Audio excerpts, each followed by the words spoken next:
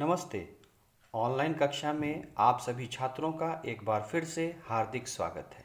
छात्रों, आज की इस कक्षा में मैं आपकी पाठ्यपुस्तक क्षितिज भाग 1 के गद्य खंड से अगला अंश लेकर उपस्थित हूँ, जिसका शीर्षक है सांवले सपनों की याद और इसके लेखक हैं श्री जाबिर हुसैन।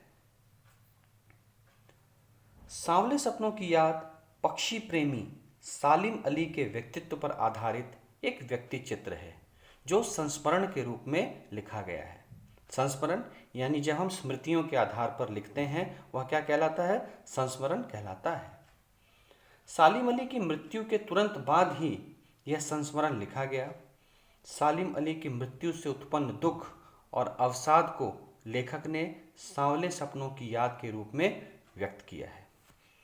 तो इससे पहले कि हम पाठ की शुरुआत करें, आइए इस पाठ के लेखक श्री जाबिर हुसैन के जीवन पर हम प्रकाश डालते हैं। जाबिर हुसैन जी का जन्म सन 1945 में गांव नोनही, राजगीर, जिला नालंदा, बिहार में हुआ। वे अंग्रेजी भाषा एवं साहित्य के प्राध्यापक थे। सक्रिय राजनीति में भाग लेते हुए 1977 में मुंगेर से बिहार विधानसभा के सदस्य निर्वाचित हुए और मंत्री भी बने। सन 1995 से बिहार विधान परिषद के सभापति हैं। तो हम देख सकते हैं कि जाबिर हुसैन जी जहां एक और शिक्षण से जुड़े हैं, लेखन के क्षेत्र से जुड़े हैं, वहीं इन्होंने सक्रिय राजनीति में भी भाग लिया। जाबिर हुसैन हिंदी, उर्दू तथा अंग्रेजी तीनों भाषाओं में समान अधिकार के साथ लेखन करते थे। यह बहुत बड़ी बात है। तीनों विषयों के जानकार तीनों भाषा पर अपनी पकड़ बनाना इतना सहज कार्य नहीं है। अतः हिंदी, उर्दू और अंग्रेजी तीनों पर यह समान अधिकार रखते थे। उनकी हिंदी रचनाओं में जो आगे जिसका वर्णन हमने यहाँ पर किया है, डोला बीबी का मज़ार, अतीत का चेहरा, लोगा, एक नदी रेत, ये सभी इनकी रचनाएं बहुत ही लोकप्रिय हैं। अपने लंबे राजनैतिक सामाजिक जीवन के अनुभवों में उपस्थित आम आदमी के संघर्ष को उन्होंने अपने साहित्य में प्रकट किया है। संघर्षरत आदमी और विशिष्ट व्यक्तियों पर लिखी गई उनकी डायरियां चर्चित प्रशंसित हुई हैं। जाबिर हुसैन ने डायरी विधा में एक अभिनव प्रयोग किया है, जो अपनी प्रस्तुति, शैली और शिल्प में नवीन है। तो आइए अब हम पाठ में प्रवेश करते हैं। सबसे पहले हम यह जानना चाहेंगे कि सालिम अली कौन थे। प्रस्तुत पाठ जून 1987 में प्रसिद्ध पक्षी विज्ञानी सालिम अली के मृत्यु के तुरंत बाद डायरी शैली में लिखा गया संस्मरण है। यानी सालिम अली कौन थे? सालिम अली एक बहुत बड़े पक्षी प्रेमी थे। जीवन में एक छोटी सी घटना, जिसकी हम आगे चर्चा करेंगे, उन्होंने इस कदर इन्हें पक्षी प्रेमी बनाया कि इन्होंने पूरा अपना जीवन पक्षी की देखरेख में, नए नए अनुसंधान करने में व्यतीत कर दिया। सालिम अली की मृत्यु से उत्पन्न दुख और अवसाद को लेखक ने सांवले सपनों की याद के रूप में व्यक्त किया है। सालिम अली का स्मरण करते हुए लेखक ने उनका व्यक्तित्व चित्र प्रस्तुत किया है। यहाँ पर भाषा की रवानगी और अभिव्यक्ति की शैली दोनों ही दिल को छू लेती है। आइए हम अब पाठ के सार की चर्चा करते हैं। सांवले सपनों की याद पाठ में एक व्यक्ति का चित्र खींचा गया है, और यह व्यक्ति कौन है? स्वयं सालिम अली। अतः यह एक व्यक्ति चित्र है। लेखक कहते हैं, सुनहरे रंग के पक्षियों के पंखों पर सांवले सपनों का एक हुजूम सवार होकर मौत की खामोश वादी की तरफ चला जा रहा है। यहाँ पर पाठ की शुरुआत ही उस अंतिम यात्रा से होती है जहाँ सालिम अली जी का देहांत हो चुका है।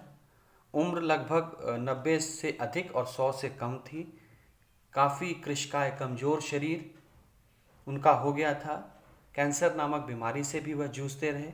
और ये जो शुरू में यहाँ पर उनका वर्णन किया गया है, यहाँ पर उनकी जो अंतिम यात्रा हो रही है, उससे पाठ की शुरुआत होती है। उसे देखकर लेखक लिखते हैं, उस झुंड में सबसे आगे सालिम अली चल रहे हैं। वे सैलानियों की तरह एक अंतहीन यात्रा की ओर चल पड़े। इस बार का सफ़र उनकी आखिरी सफ़र है। उनके सफ़र को आखिरी इसलिए कहा गया है क्योंकि उन्होंने अपनी अपने जीवन को समाप्त कर इस धरती को, इस पृथ्वी को अलविदा कह दिया है। अब केवल बची हैं तो उनकी केवल यादें, उनके द्वारा किए गए कार्य ही अब शेष हैं। इस बार उन्हें कोई वापस नहीं बुला सकता क्योंकि वे अब एक पक्षी की तरह मौत की गोद में जा बसे हैं।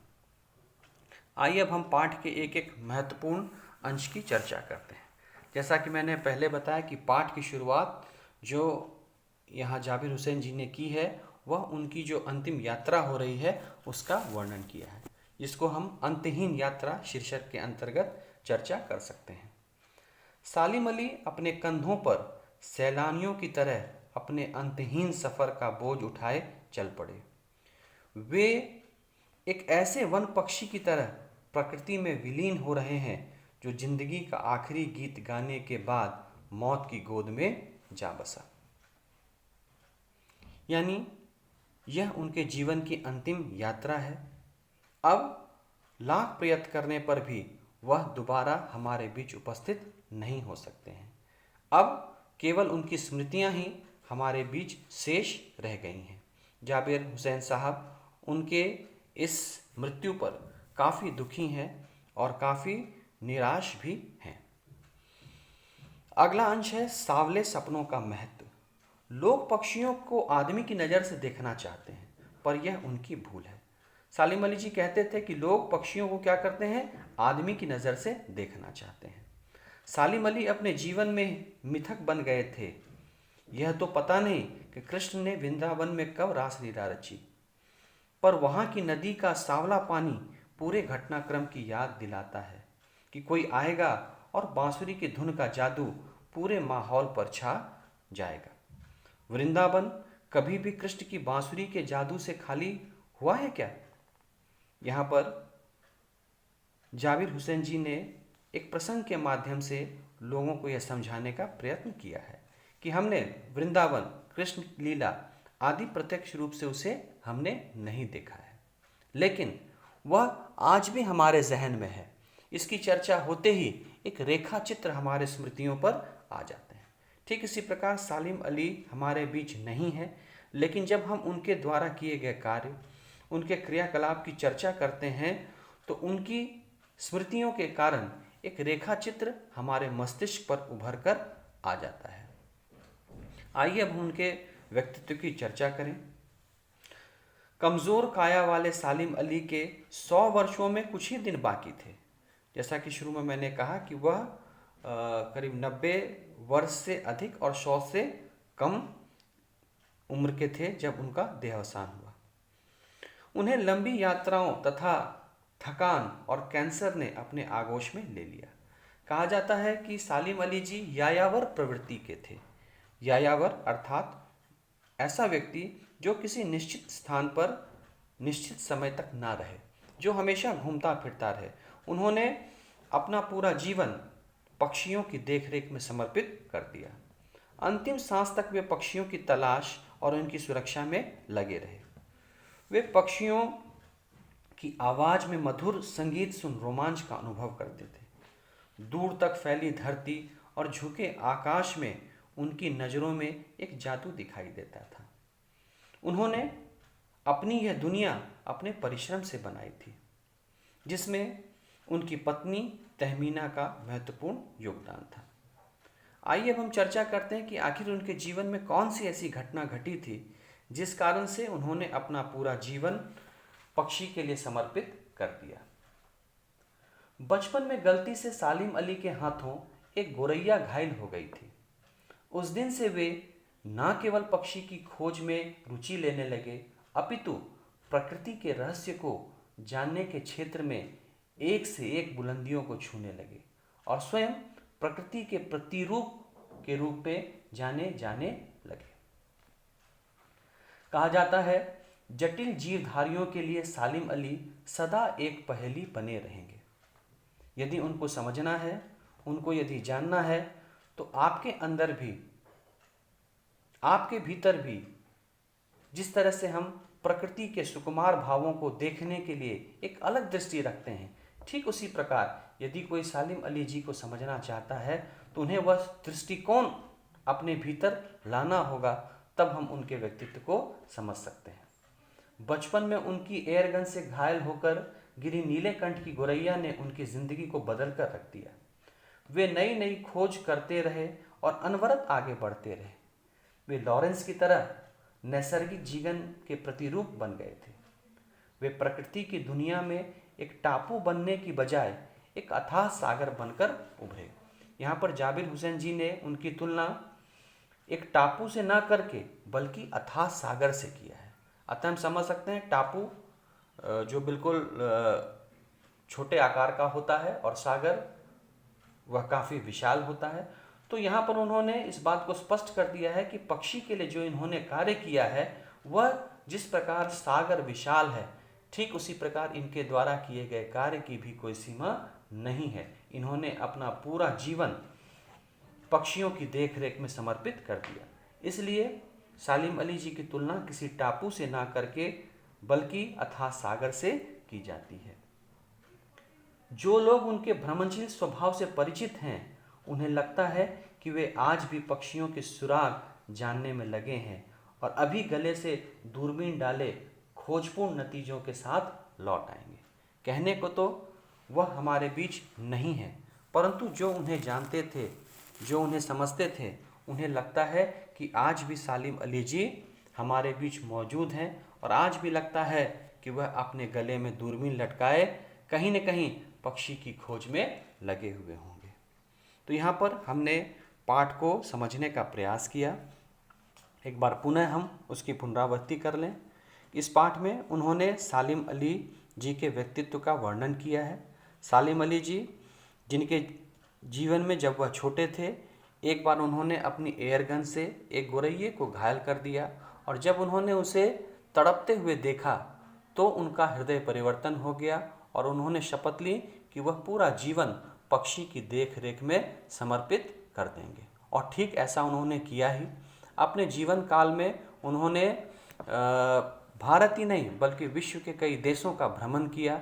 पक्षियों पर उन्होंने अध्ययन किया, उनके रख रखाव देख रेख के लिए काफ़ी कार्य उन्होंने किए। एक लंबा समय उन्होंने इस कार्य के लिए व्यतीत किया। इसी समय कैंसर नामक जानलेवा बीमारी से ये ग्रसित हो गए और लगभग 95 से अधिक वर्ष की आयु में इनका इंतकाल, इनका देहावसान हो गया। एक पक्षी प्रेमी ने इस संसार को अलविदा कह दिया, परंतु अपने कार्य के द्वारा, अपनी स्मृतियों में वह आज भी हमारे बीच हैं। आज भी जो पक्षी प्रेमी हैं वह इन चीज़ों को महसूस करते हैं कि कहीं ना कहीं सालिम अली जी हमारे बीच मौजूद हैं। वह केवल एक बर्ड वॉचर ही नहीं थे, उन्हें बर्ड वॉचर भी कहा जाता है। वह केवल बर्ड वॉचर ही नहीं थे बल्कि प्रकृति प्रेमी भी थे। प्रकृति के भी चीज़ों का वह बहुत ख्याल रखते थे। अतः कहीं न कहीं यह पाठ हमें यह भी प्रेरणा देती है कि हमें भी प्रकृति से प्रेम करना चाहिए। जितने भी जीव जंतु हैं उनके प्रति हमें भी सहृदय होना चाहिए, क्योंकि अप्रत्यक्ष रूप से हमारा जीवन भी इस प्रकृति से जुड़ा है। यदि प्रकृति में हरियाली है, प्रकृति अगर अच्छे है, प्रकृति अगर हमारे अनुकूल है तो हमारा जीवन सुचारू रूप से चलता रहता है। तो छात्रों, मुझे उम्मीद है कि मैंने पाठ का सारांश आपके समक्ष प्रस्तुत किया। बहुत सी बातें आपको समझ में आई होंगी। आप पाठ का सम्यक अध्ययन करें। अध्ययन करने के बाद और कई बातों की जानकारी आपको प्राप्त होगी। अगली कक्षा में अगला पाठ लेकर मैं पुनः उपस्थित हूँगा। तब तक के लिए धन्यवाद।